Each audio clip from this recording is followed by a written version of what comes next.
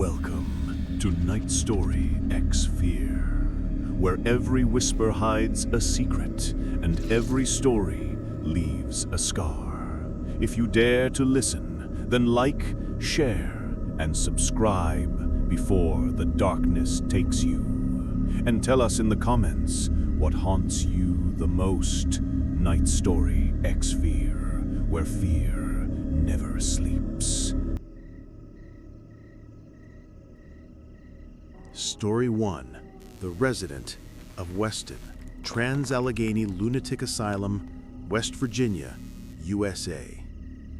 It began, as all truly terrible things do, with the cold. November 4th, 2008, the Trans-Allegheny Lunatic Asylum in Weston, West Virginia.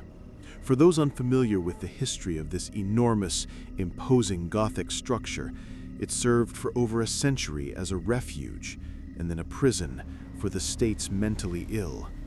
By the time it closed in 1994, it was notorious. It was haunted not by simple ghosts, but by the overwhelming residual energy of decades of human suffering, neglect, and experimental horrors. My name is Marcus. I was a structural integrity surveyor. My job in the dead months was to move through the building alone, checking for structural weaknesses before the winter freeze set in. The pay was high, the risk was low, but the solitude was absolute. On that particular day, a severe cold front had swept down from Canada. The forecast had called for flurries, but by mid-afternoon, the first real November blizzard of the year was howling. The wind hit the stone walls like a relentless fist, and the entire structure groaned in response. I was on the 4th floor, the women's ward, specifically the section where electroshock therapy was performed in the 1950s. The silence when the wind momentarily stopped was the worst kind of sound. It was thick, chemical, and heavy with unspoken memory. The facility was supposed to be completely empty, but at 4:45 p.m., as the light outside turned to a sickly fading gray, I heard the lock click. It wasn't a door lock. It was the heavy, metallic clack of a security gate engaging. Somewhere far below me, on the main floor, the kind of sound that means the building is sealed. I knew with a sudden, sinking dread that the caretaker, assuming the weather was going to lock down the area, had done his final sweep and left early. I was alone, and the emergency phone in my pack was useless, killed by the sudden temperature drop. Panic is a physical thing, a rushing tide of heat and useless adrenaline. I forced myself to breathe and move. I needed to get to the main entrance before the gate was fully secured. I raced through the long shadowed hallways, past rooms filled with rusting bathtubs and abandoned wheelchairs. But the faster I moved, the colder the air became. This was not the natural cold of November.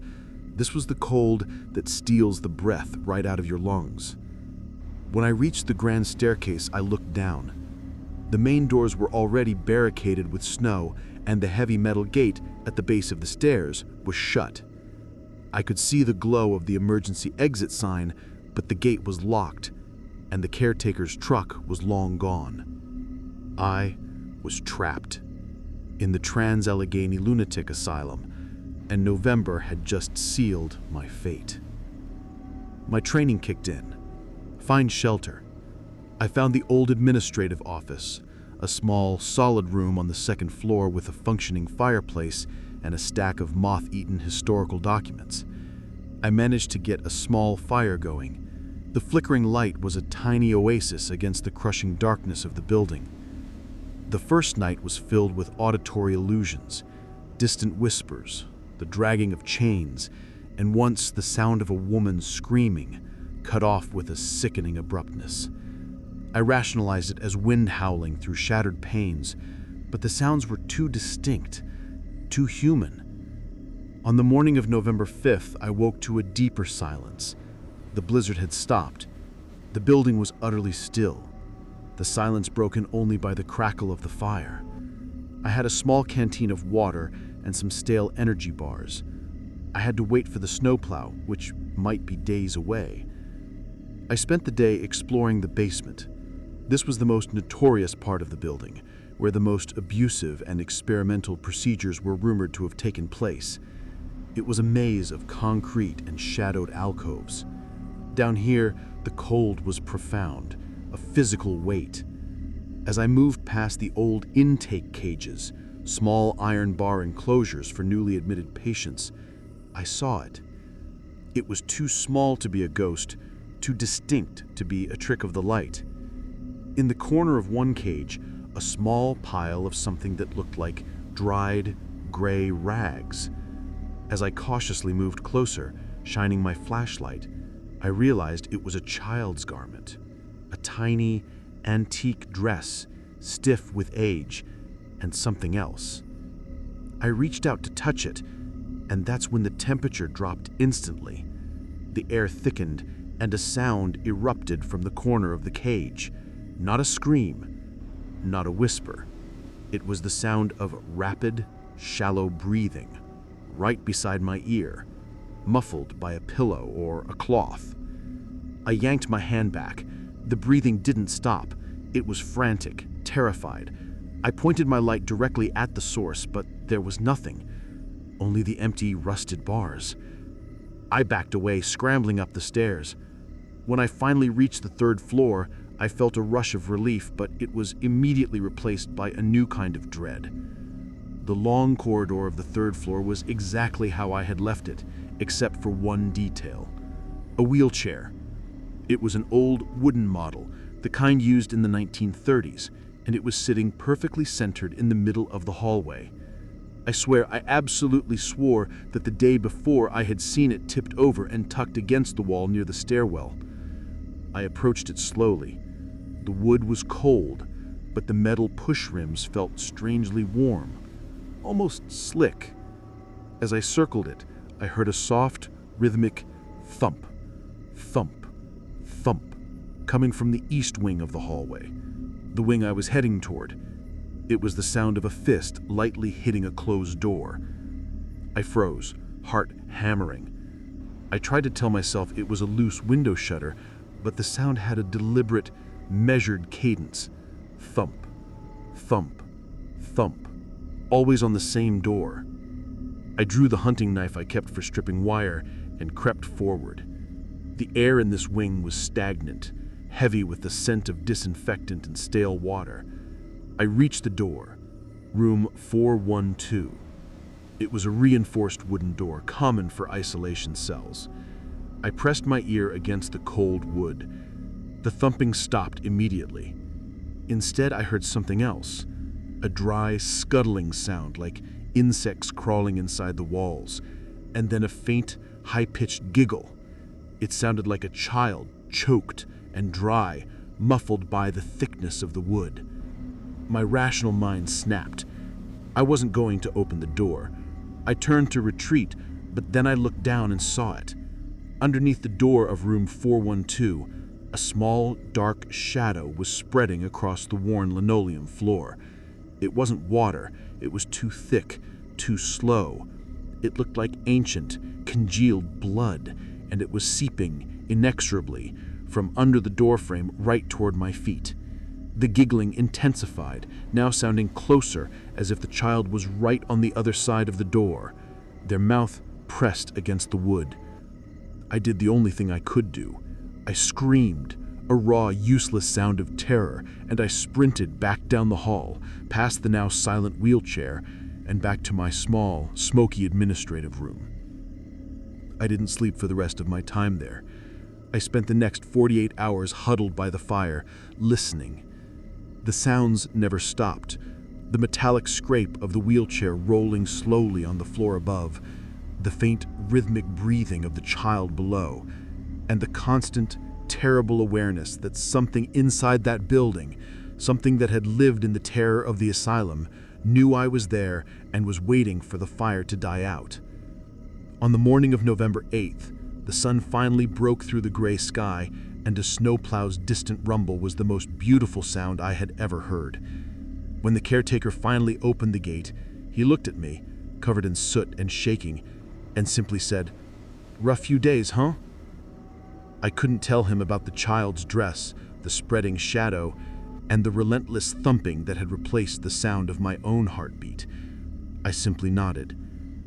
I quit that job immediately, but sometimes, when the first cold snap of November hits and the silence settles over the world, I still hear that muffled, frantic breathing right beside my ear, and I know that the true residents of Weston Asylum never checked out. They just found a new way to lock the doors. Story 2. The Widow's Watch. Sulshwa Point Lighthouse, Lake Michigan, USA. The Great Lakes are famous for their quiet, cruel beauty. They are also famous for the gales of November, storms that rise without warning, swallowing ships whole. The most notorious of these gales occurred in 1913 and 1975 with the loss of the Edmund Fitzgerald.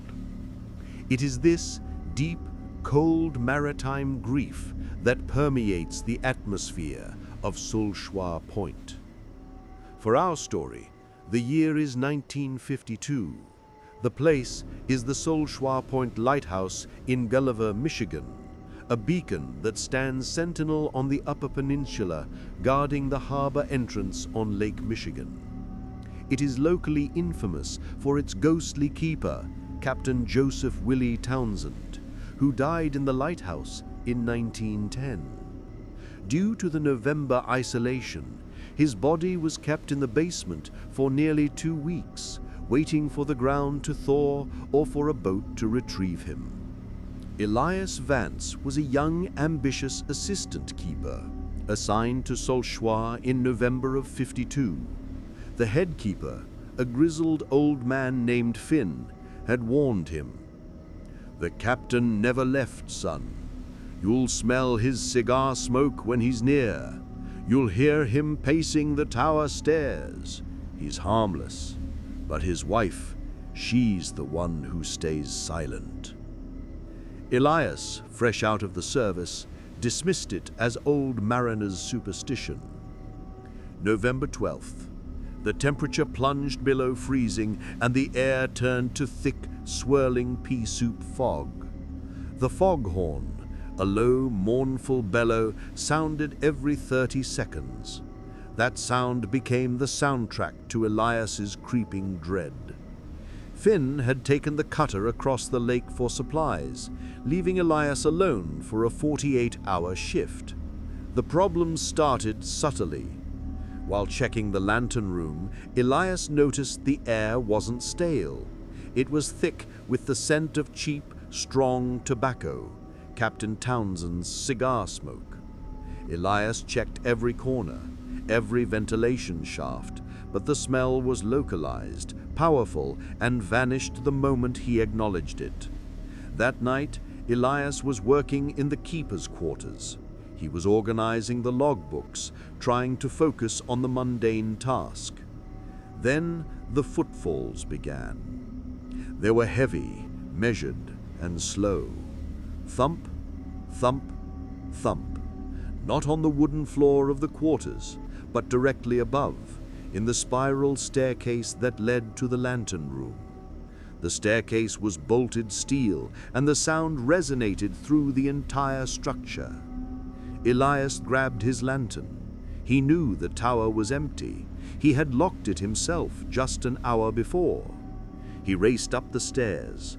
The air was noticeably warmer on the upper landings, a localized heat that felt unnatural in the biting November cold. When he reached the lantern room, it was empty. The brass lens gleamed, the mechanism humming softly. Nothing. He went back down, but as soon as his feet hit the wooden floor of the keeper's quarters, the pacing started again. Directly overhead, the slow, heavy boots of a man still on duty. The following day, November 13th, the fog remained. Elias was exhausted, jumpy. He tried to ignore the constant noise, but it was relentless.